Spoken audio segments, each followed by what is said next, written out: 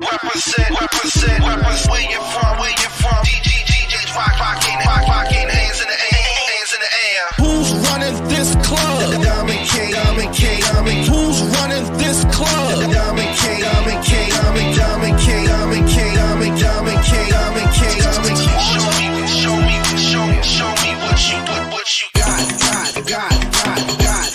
Show me what you got. Show me what you got. Make it hot. Show me what you got. Where you from? Where you from? Where you from? Where you from? Where you from? Don't stop.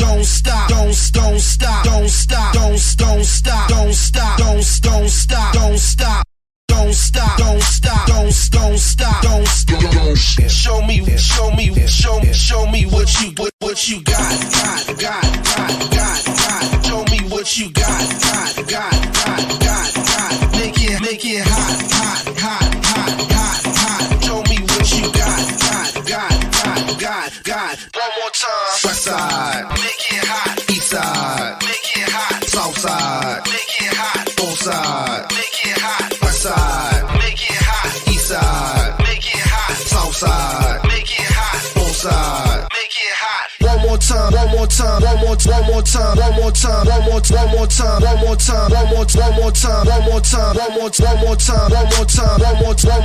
Say it loud. Show me what you got. Show me what you got.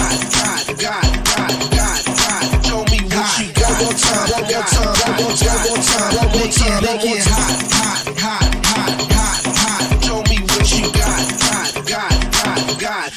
Show me what you got. Show me what you got. Show me what you got. Make it hot. Show me what you got.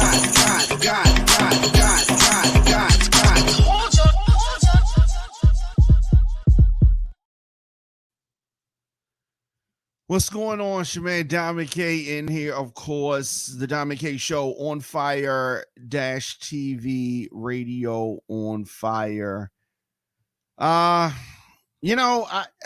This has really been bugging me for quite a while. It's been bugging me for quite a while. So we're going to talk about Jada Pinkett, the book. Of course, she's trying to sell a book. A lot of this is about the book, and a lot of lies we're gonna uncover. So I do want to say this. So her memoir is out now. It's called Worthy. Came out today, and in the book, Jada traces her path from a home with her parents, substance abuse issues, streets of Baltimore to Hollywood, and that in itself is a story, right?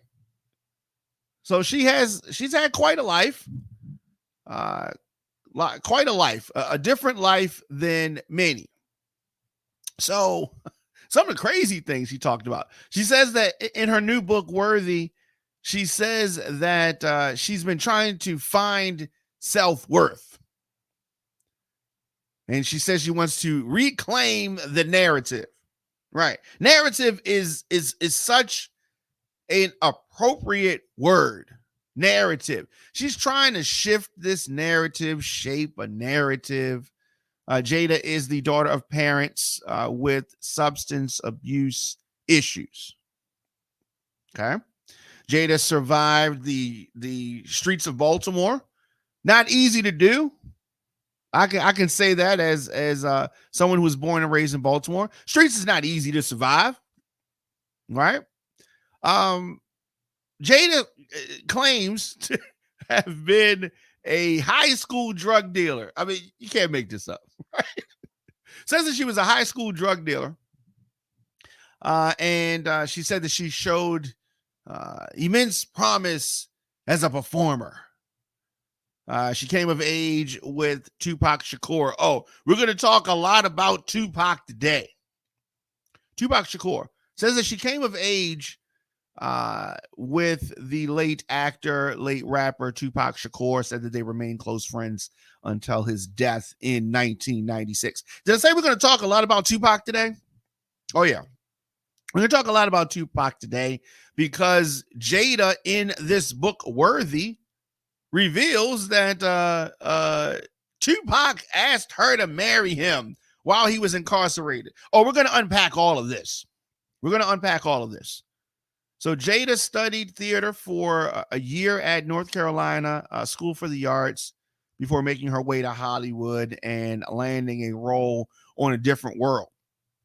So Different World led to Set It Off, Menace to Society, Nutty Professor, Collateral. She was in The Matrix. Of course, along the way, she met Will Smith, and later on, they would get married after meeting multiple times in passing. And once he got a divorce from his first wife, they got married. He called and asked Jada. Well, let me say this. Once he got the divorce, they went out. Okay. So I don't want you to get the impression that Jada broke up the marriage, because the marriage was over before they went on their first date. All right. And after replying that she was single, Will said, will you go out with me? That whole thing. Right. So she's 52 years old now. Old enough to not be doing the stuff that she's doing, but she's doing it. That woo money is long gone. Maybe she thinks she's making her own money now. So her life has been filled with highs and lows. And Worthy is the name of the book. And so she's been on a media tour, dropping little bits of lies mixed with the truth to sell this book called Worthy. She talks about the slap, and I would say that it's surprising, but it's not. It's not surprising that a woman like herself, a woman like herself, would not accept the responsibility, the part that she played, voluntary or involuntary. No, she did not tell Will Smith to go up and smack Chris Rock. No, she didn't do that. However, she implied, at least bare minimum, that she was embarrassed, hurt. Now, did Will Smith take it too far? You're damn right he did. But regardless, the slap happened. And Jada recalls what it was like to be made fun of for her alopecia, she said. Now, understand this. Chris Rock was not making fun of her because she had alopecia. Nobody knew she had alopecia. He saw her with the short haircut and linked that to the movie with Demi Moore, where Demi Moore cuts her hair off. Did Demi Moore in the movie have alopecia? No, she was joining the army. She cut her hair off. So he just made a linkage between that, right? It was a joke that only people of a certain age would have even gotten, right? I think that the Smiths' kids are probably too young to even have gotten that joke. That's how dated the joke was. But G.I. Jane, we remembered it, right? Okay. He said it. 2022. All right.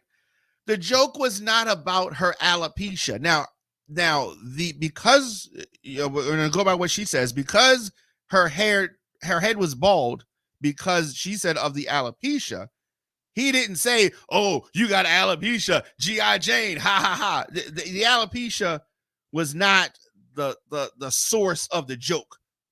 It was the result of her having her hair short, like Demi Moore, like G.I. Jane, but whatever.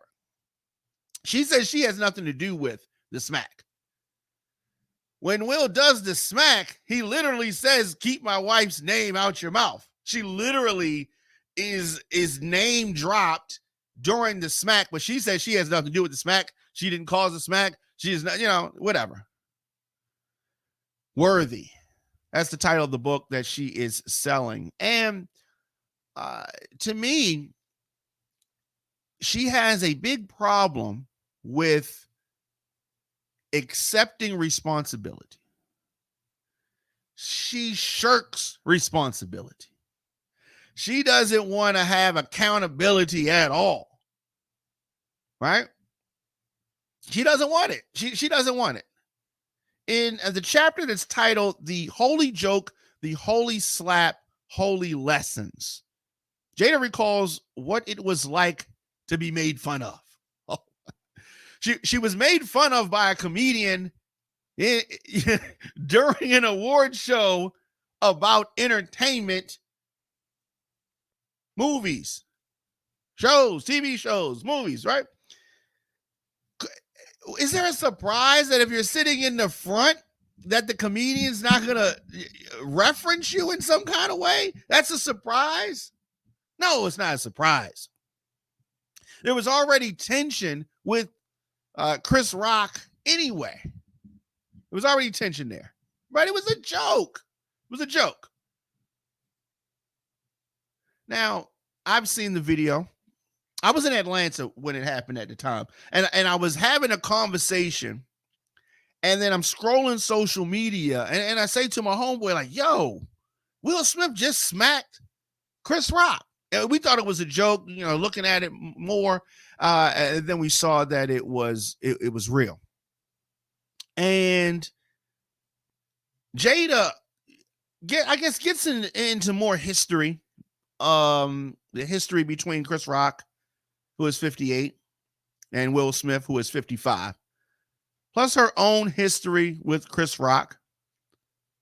And she pointed out that this was the second time he made fun of her at the Oscars.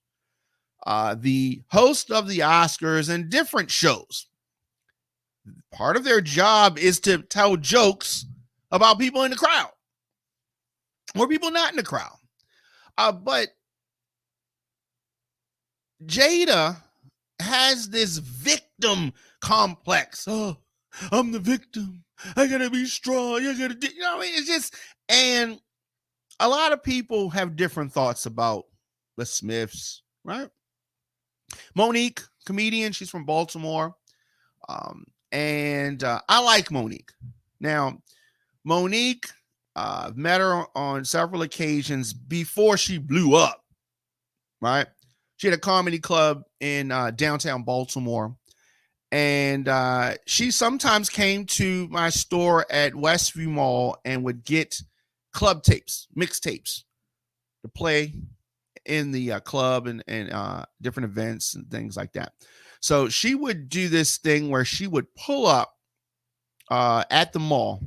She would call inside the store and ask for the latest mixtapes to be brought out to her. She didn't come in the mall. She would call in, Monique is outside, whatever. Can somebody bring this? Can you bring me the latest mixtapes, baby? And we would send the tapes out to her, whatever. And she would, but she was asked by Tigger in Atlanta radio show. She was asked about her thoughts on the Will Smith, Jada Pinkett drama. And she said something, and I think this is very important to say. So she said that she didn't want to speak about them. She didn't have a thought on them. What she thought didn't matter, and that our people need to focus more on minding their business and worrying about their own stuff. And as a people, if we, talk less about other people, then we would go further. That was her statement. Oh yeah. And some people, when the clip was posted, some people was like, yeah, it's their business. It ain't our business. No, it is absolutely our business. Did I say that she's selling a book? Like Jada is selling a book on these topics. She's going out talking about these topics, right? She wants people to buy the book. She wants people to have these conversations. So for people to say, "Oh, this public couple is selling a book," Will sold a book a few years ago. He revealed his own things, and Jada going out. She's on the circuit. Monique acts like this is some secret and we're just coming out gossiping about her. Jada is out working the rounds. She wants people to talk about this stuff. But here's what she wants. Her and her mother. They want people to feel sorry for Jada. Oh, she has a bald head. She has alopecia, right? So many things have happened to her. The narrative, people think that she's a monster and she's just mean to Will. Like, they want people to side with them. They want people to talk about this. But we're going back to Monique. And I'm not dumping on Monique, right? I like Monique personally. Now, what I am saying, though, is Monique's stance on this is prevalent in the Black community, unfortunately. It's prevalent in a lot of communities, but we're going to talk about the Black community. This mentality that we're not supposed to talk about this. You know, Uncle such and such is touching the kids. That stays in the house. We can't talk about that outside the house. Like, we want to keep everything secret. And part of the problem is we don't talk about the things that we need to talk about. So for so long, different things happen. Daddy did this. Granddaddy did that. Oh, we don't need to talk about it. So people grow up thinking that this is the way you're supposed to behave. So when we see this public couple who's out trying to pimp all of this information for money anyway, when we don't talk about these things, we don't call the things out. Youngsters, the younger generation, they're seeing this stuff on social media. They're seeing these clips, and then they think this is acceptable behavior. And then they continue to do these acts, the foolishness that Jada does, the emasculating of her Black man, our Black men. We got to talk about this stuff. Jada, worthy, the name of the book. Is Jada worthy? Worthy of what, though? I don't know what she's worthy of. She's worthy of something. She's worthy of something. And so Monique saying that she doesn't want to talk about Will and Jada, and Monique has had her own different things with her, you know, her marriage, right? I would have wished that Monique had told the truth. The real reason that Monique doesn't want to speak on Will and Jada is because she's friends with both of them. She's friends with Will, she's friends with Jada, and she doesn't want to pick a side. That's the real reason. Well, she can't say that, right? That's not sexy, right? That's not sexy, baby. So, you know, Jada talks about the smack, as I said, in this chapter of the book that's called The Holy Joke, The Holy Slap, and Holy Lessons. What are the lessons? Oh, there's so many lessons. There's so many lessons. But you can go back and look at the tape. When the joke was said, Will seemed to smile until he looked at Jada, who was not smiling, and then his whole mood changed. Right? You know, it's an interesting thing. It is an interesting thing. Jada, I honestly meant no harm. She says that Chris Rock told her as the cameras stopped and the video played the nominees for which Rock was presenting the Academy Award. She also wrote that Chris Rock asked her out. Right? There's so much. There's so much. Chris, he thought that we were getting a divorce, she said. So he called me and basically he was like, I'd love to take you out. And I was like, what do you mean? She continued. He was like, well, aren't you and Will getting a divorce? I was like, no, Chris, those are just rumors. He was appalled, she said. And he profusely apologized, and that was that. That's what she said. Now, what is interesting is that during this run, she's also revealed that they have been separated for 7 months, 7 years, 7 years. Will hinted towards some type of a separating, some type of a strangeness. But during the time when you asked them, they were like, oh no, everything's fine. What are you talking about? More lies. Either you were lying then or you're lying now. Which one is it? Right? Neither one of them looks good. She says that they have lived separately since 2016. So she opens up about this, quote unquote, now that she's selling the book. All the times on the red table talk and all that other foolishness, she ain't open up about this then. And has the nerve to say she didn't cheat. So I had to confirm this with someone who's been married before. So if you're separated, right? If you're separated and you sleep with somebody else, that is still cheating because you're not divorced. Now, Will has admitted to cheating in the past, but of course, Jada, the victim who's not worthy, she can sleep with one of her son's homies during her separation, and some kind of way she twists that to be not cheating. Oh, I'm such a victim. The black woman, whatever. This is the kind of stuff that irritates me. Oh, yes, Monique, we got to talk about it. Come on. We got to talk about it, baby. All right. So she also, Jada, addresses what she calls false rumors and gets candid about how her marriage stayed intact after all the years and ups and downs. Now, relationships have ups and relationships have downs. She writes, Jada, talk of our open marriage and was somewhat misleading because it wasn't the free-for-all it sounded like. It's misleading because of your actions, but she doesn't take responsibility for anything. But she wants to be worthy. She wants to build herself up. She says that they eliminated the chance of betrayal. It's like, let's talk about it. Let's work through it together. Let's be in partnership. Let's not keep each other in the dark. Oh, she's from Baltimore, but I don't think that she's representative of a lot of women that I've met in Baltimore. She, I don't know what Hollywood has turned her into, but this is, this is not the actions of the Baltimoreans that I know, right?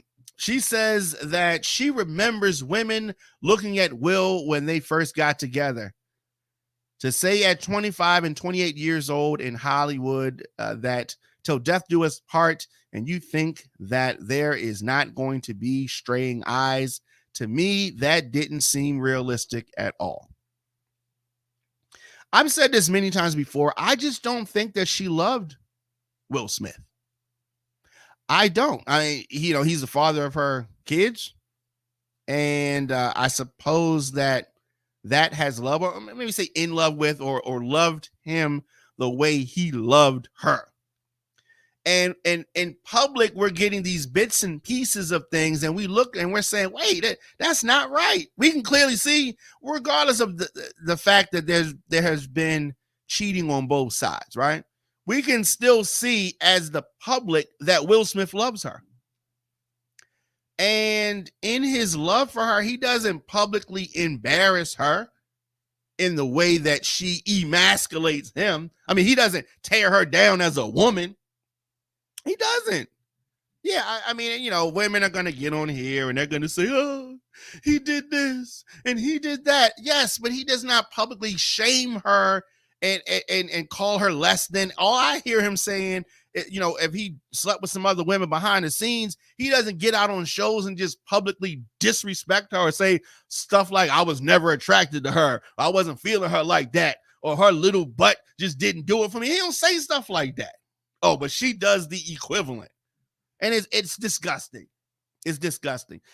Another thing's disgusting, the way she talks and lies about her relationship with Tupac.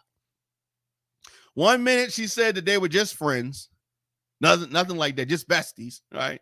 Next minute, he's proposing to her. Come on, man. The timeline doesn't add up. You know how they say it? What the math is not mathing. The math is not mathing.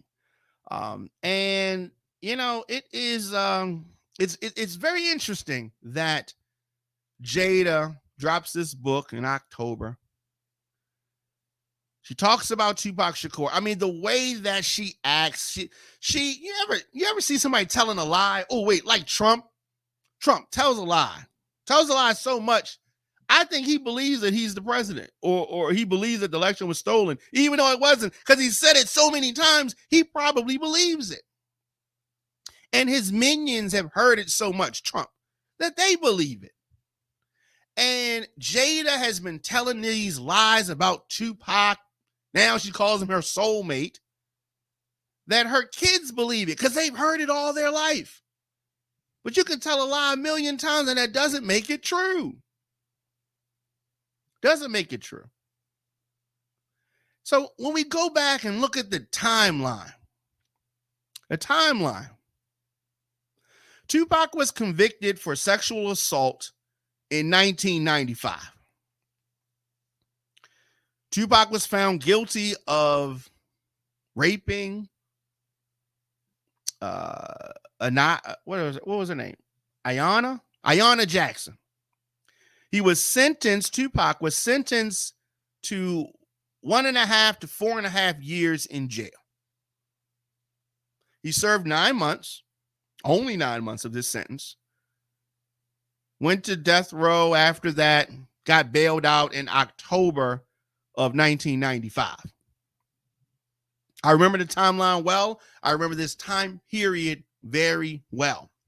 Now, Tupac spent the first month at Rikers Island before being moved to Clinton Correctional Facility in Dannemora, New York. Now, when exactly did Jada have time to visit Tupac at Rikers? Because he wasn't at Rikers long, but he was at Rikers. But like I said, he was not there long. And she claims that this proposal happened in person. That's what she claims. She claims that the proposal happened in person, which means she had to be there, right? I mean, that's what it means. That's what she claims. Oh, but there's so much to unpack about that.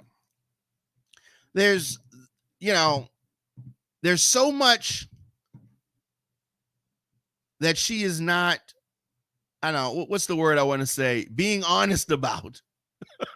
There's so much. So Tupac goes to jail. He is there for 9 months. All right? There for 9 months. Now, many people may know this, may not know this, but Tupac did actually get married. He married, and the marriage was actually annulled.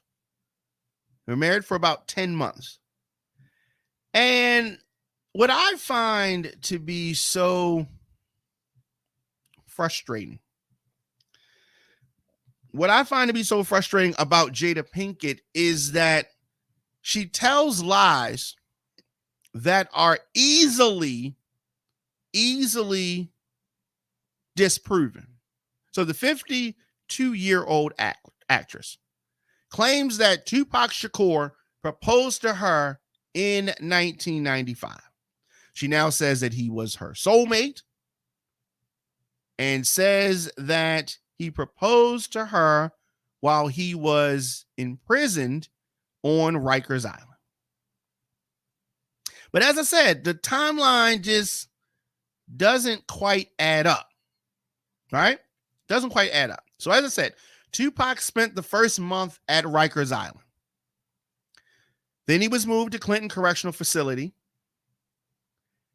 Now, she specifically said that she went to see him. This was not on the phone.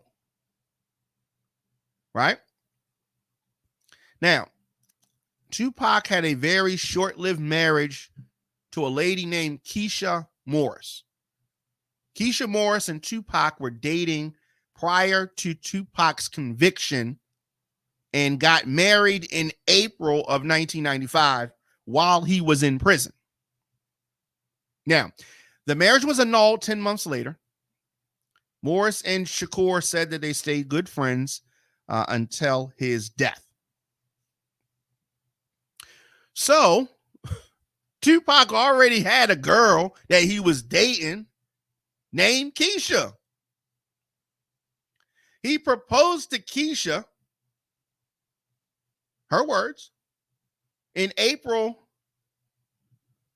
of, in September of 2011, during an interview. Keisha said this. Keisha Morris. She said that that he proposed to Keisha before he went to prison and that they were already engaged when he was in prison. They got married in April. And as I said, it was annulled. After Tupac was relocated to Clinton Correctional Facility, Keisha Morris moved closer so she could visit and be closer to him, her husband. So, if we are to understand and believe Jada Pinkett, in the 2 to 4 week window that he was at Rikers Island and engaged to another woman who had moved closer to the prison and was there almost every day, Tupac proposed to Jada? Now, wait, I understand what you're saying. Tupac was not a one-woman kind of guy. Tupac had a lot of girls. You may say that. Touche. That's fair. So Jada, if we go back and look at Jada in, January of 1995, we've already established that there is only time that she'd be able to see Tupac at Rikers. Jada had already met Will Smith. They met in 1994. Now, they weren't going out. Jada and Will at that time, she met him while on the set of Fresh Prince of Bel-Air. Will Smith was married at that time, and they did not begin dating until he divorced the next year. So, I don't know. It is interesting. It is interesting. So, on the different world, Jada, while she was doing the different world, Jada had her date with Will Smith February of 95. 5 days after his wife served him with divorce papers. He called her. Jada Pinkett got a plane from Maryland to LA, where the pair began their romance. Now, this is in February of 95. And of course, they ended up marrying in 97. So, Jada, when did you visit Tupac at Rikers Island? When did you visit Tupac at Rikers Island? And how many times have we heard Jada say that they were just best friends? They were just homies. They wasn't like that. How many times have we heard that? Plenty of times. On Howard Stern. She was on Howard Stern, Jada. And listen to how Jada talked about Tupac to Howard Stern. Show. You were very close with Tupac Shakur. Yes. And Tupac Shakur wasn't the gangster that we all think he was, right? I remember his mother was a Black Panther. Yes. And he had a lot of Black Panthers, sort of raised by the Black Panthers Absolutely. and all that. But he was a revolutionary without a revolution, if that makes any kind of sense. So then that kind of energy just transferred to a whole nother thing. And don't you believe at that time he was in love with you? Because he would write poetry about you, that the fact that you two weren't sexual with one another, but he said you could make him come in a way that without sex, right? You know, I think it's so funny because now being older, I have more of an understanding of what that was between us, because, you know, when you have two young people who have very strong feelings, but there's no physical chemistry between us at all. And it wasn't even just for me. Right. You know. Wait. So she said there was no physical chemistry between us at all. No, it was him too. You know, there was a time when I was like, just kiss me. Let's just see how this goes. And when I look at her, please kiss me. I tell you, it had to be the most disgusting kiss for us both. Why? Explain that to me, because it was so platonic, the relationship? I think, you know, the only way I can put it is just the higher power just did not want that, because I feel as though if Pac and I had any kind of sexual chemistry, we might have killed each other, because we were both so passionate and, you know, we love deeply. I mean, it was hard enough just with us being friends. We had a very volatile relationship. So here's the thing. I mean, that could Exhibit A, Your Honor. I mean, her own words. Now, of course, to sell the book, she wants to just hype it up. Now, I've always said this. She's got her head shaved bald because she's trying to channel Tupac, right? I mean, come on. She says that Tupac had alopecia. I mean, she's making all these kind of wild assertions, and it is frustrating. It is frustrating. She told these things to Howard Stern. She said different things to different people, depending on what. Here's one thing that is similar to her and Tupac. She said depending on which couch she's sitting on, depending on who she's talking to, that's the story that she's going to tell. That's the story that she's going to tell. So she's got a book to sell, and I understand that. I understand trying to sell the book. I do. I understand it. I feel it. It makes sense to me, right? Sell the book. But she tells lies when the truth will do. She writes how real and dangerous her years selling crack cocaine in Baltimore were. Did some publicist come up with this? Jada Pinkett selling crack cocaine here in Baltimore is crazy sounding. It's crazy talk. All right. I have known plenty of drug dealers here in Baltimore, and they don't look like Jada Pinkett. Come on now. Who's buying drugs from Jada Pinkett? Not that I've bought drugs before, but I mean, come on. Jada Pinkett? Right. Anyway, she talks about selling drugs and she's had guns to her head and she carried a knife. Okay. All right. So says that she graduated from the University of the Beatmore Streets. We don't even talk like that. All right. We don't even talk like that. Anyway, she said that she's held several legit jobs starting at 12 years old. Having money in her pocket was a must, she said. She was a telemarketer. She worked at the Gap. I just wanted financial freedom, she says. Everyone says that she was dealing with the drug epidemic here in Baltimore in the 1980s. Everybody says drugs were going to touch you, period.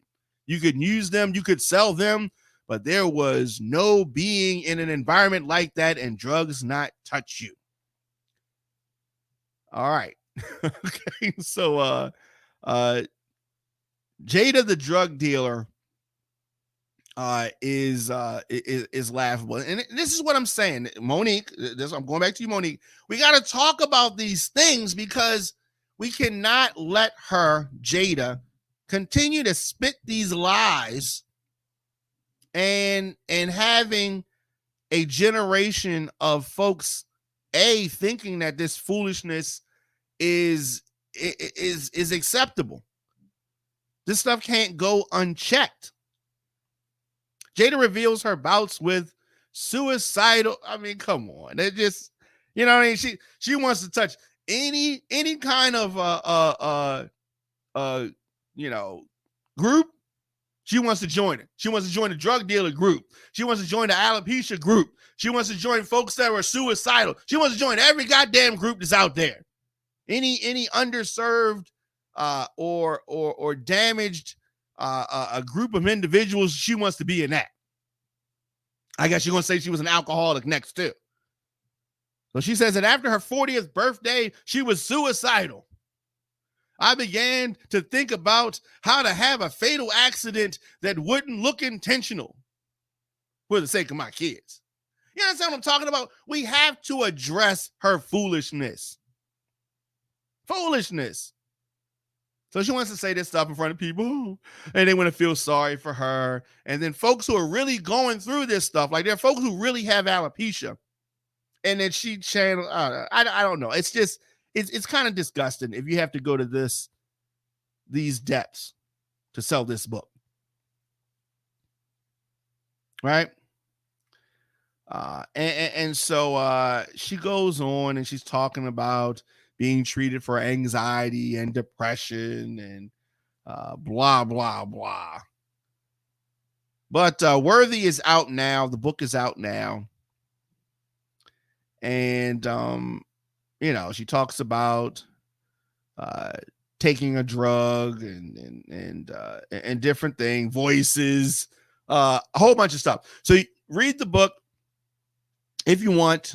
But Jada is one of those types of women that I hope that a lot of my brothers out here would avoid. This type of woman. This type of woman is always talking. Now, I don't discount the fact that maybe she did like Tupac, the idea of Tupac, right? And then when she's recalling things, and then you know how I personally think that they got married too quick. She's second guessing things, but it's comfortable for her. So she wanted to try to carve out a niche. So she's constantly trying to throw in Will Smith's face the imagery of Tupac and the thug life and the swag. And Tupac and Will Smith got a different kind of swag. Now, Tupac possibly would have jumped on, smacked around Chris Rock, not during the show.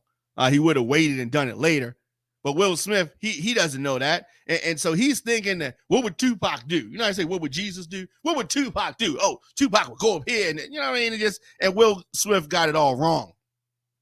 He thought that running up there and smacking Chris Rock was going to make Jada want him more. I don't know what it did or how she felt. Or 7 years from now, what these two are going to be doing. Kids are grown. Kids seem like they're messed up, though, but kids are grown, right?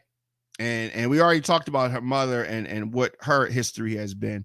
So I'm not even going to dive into the stuff that her mother has been saying. But they want to throw Will under the bus only and back the bus over Will and act like Jada is an angel. There are no angels here, all right?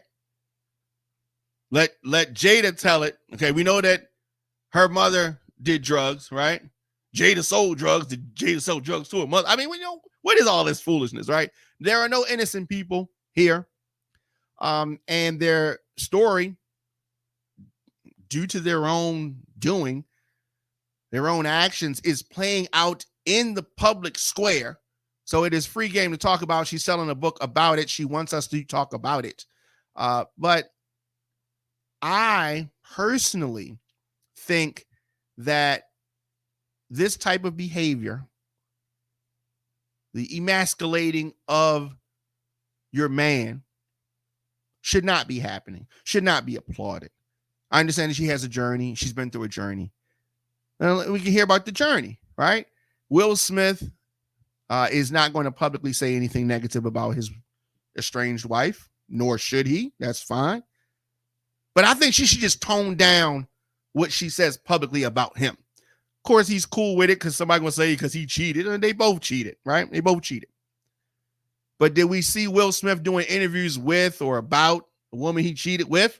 What's the woman he cheated with's name? Do we know? And if the woman that he cheated with had been one of his daughter's friends, will we be celebrating that? Nope. Will we be co-signing that? Nope. But so many of you women out there co-signed that debacle with August Alsina. Y'all co-signed it. Like it was Stella Got a Groove Back or something. I don't know. But many of you are going to buy the book, listen to the book, read the book. And that's fine. At the end of the day, that's what folks want. You want gossip, you're getting that. You want fantasy, Tupac proposing to Jada, you're getting that. You want some action or sports, combat, Will Smith smacking up Chris Rock, you're getting that. But her book is all over the place. Her book is all over the place. And I guess that's how folks like their books, right? All over the place.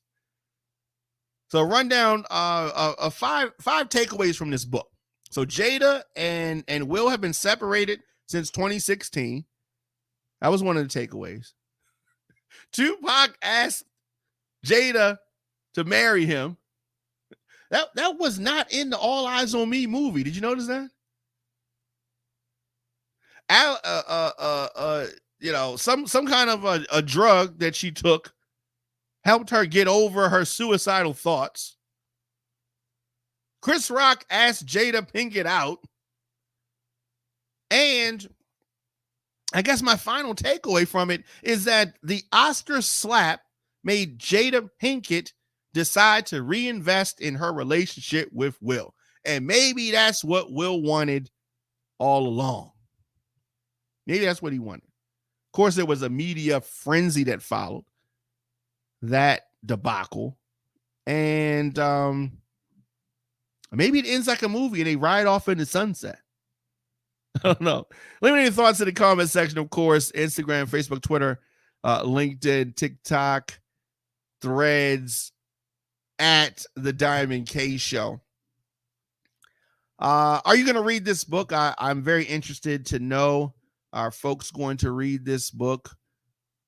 Or are you just partaking in the media circus that Jada has been involved in? The media circus. Oh, it's been a circus. It has been a circus. And I don't think that is over with. I don't think that the circus of the Smiths, I don't think it's ended yet. Of course, On Fire TV is a news website and media company founded by yours truly. What we do is made possible, of course, by your support. And you can continue to do that by getting a membership or joining us. Just visit onfire-tv.com, make a donation, become a member, grab some merch. You can always become a sponsor of the Diamond K Show or any of our On Fire TV programs. Contact me, djdiamondk at gmail.com, djdiamondk at gmail.com. So I'll be back here tomorrow. And if there is more interest in this topic, we can revisit it in the future. But I am hoping that we don't have to talk about Will and Jada anymore anytime soon. All right, I'll see you guys tomorrow. Get ready for a wild night of exclusive entertainment and epic fun. It's the OnlyFans Sippin' Paint. Hot Topic Entertainment presents an experience you won't soon forget. This is not your typical Sippin' Paint. Ladies, unleash your inner artist while sipping on your favorite beverages and party like only HT fans do it. It's the OnlyFans Sippin' Paint. It all goes down Saturday, October the 21st at Pearl's Event Boutique, 11850 Park Waldorf Lane in Waldorf, Maryland. Doors open at 8 p.m. Grab your friends or come solo. Meet new people and have a great time with Hot Topic, Big Deal, DC Crucial, and more. Music by DJ Taz. No painting experience. Don't even worry about it because our sexy models will give you plenty of inspiration. It's the OnlyFans Sippin' Paint. Tickets only $35. 2 glasses of wine included. Cash bar all night long. Don't miss out. Tickets available now on Eventbrite. Click the link below. Visit wangawan.info or call 240-702-4419.